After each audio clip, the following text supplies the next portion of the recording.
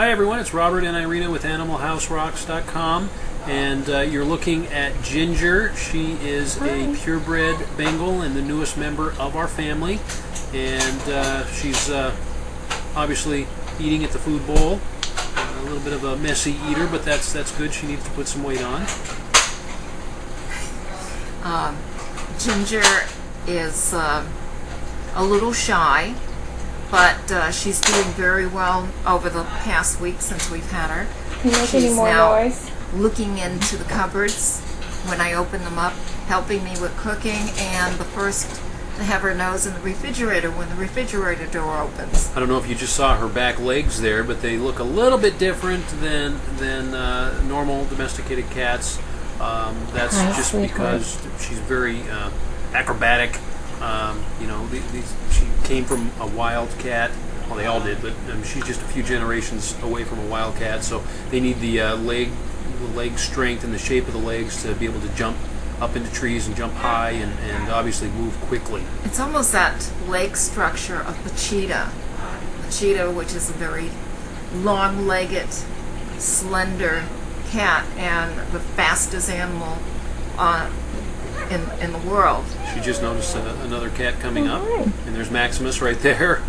Maximus is our large male, and he's just he's a domestic long hair.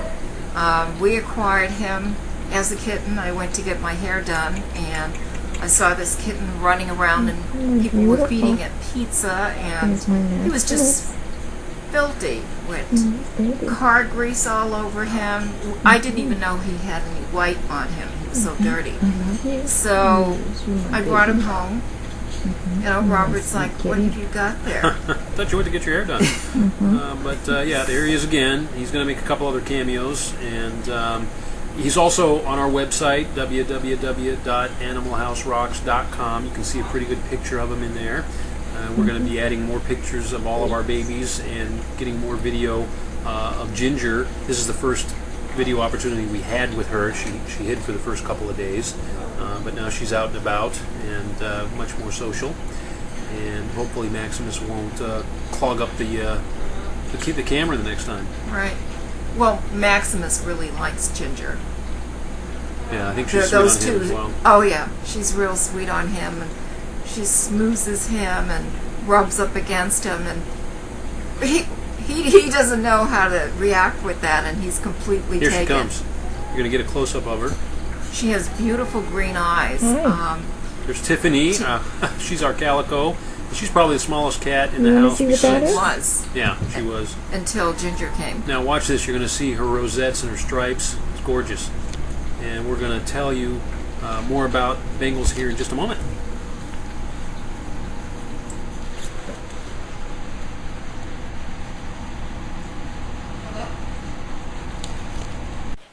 Hi everyone, it's Robert and Irina with AnimalHouseRocks.com. We're here today to talk about Bengal cats. We just added one to the family. As you may know, if you visited our website, we lost Pyewacket a short time ago, and we wanted to replace her with something pretty spectacular. So Irina investigated, and we went with the Bengal, and she's going to tell you all about it. By the way, you can visit our website, www.animalhouserocks.com. To get more pictures, to read the eulogy on Pyewacket, and to get more information about Bengals. Irina. Yeah, so the Bengal cats basically have been around for about 30 years. For a cat, this is a very, very short time. It first started in California. A lady bred her Asian leopard cat, which was a female, with a male domestic cat. Now, leopard cats, basically, when we think of a leopard, we think of a relatively large creature. In Asia, throughout various countries, because of regions, they can vary in size anywhere from about 8 pounds to 18 pounds. But an 18-pound kitty is a good-sized kitty. And they do have the leopard markings and very unique-looking faces. So this is a very beautiful leopard, and to mate that with a cat, basically took a little bit of work. The University of California at the Davis campus started using different breeds of cats, the Egyptian Mau, the Maine Coon, also the lynx, and one of our favorites, the Siamese, in the various colors of these, to get the different colors of the Bengal today and the different variations of the Bengal.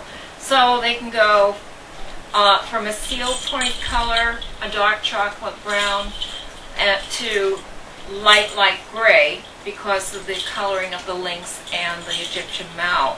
So these are very beautiful cats. They're very striking. They tend to be more independent.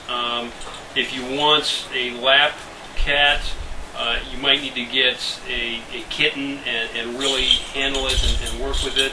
Otherwise, they're very independent. They're very active. They climb. They love heights.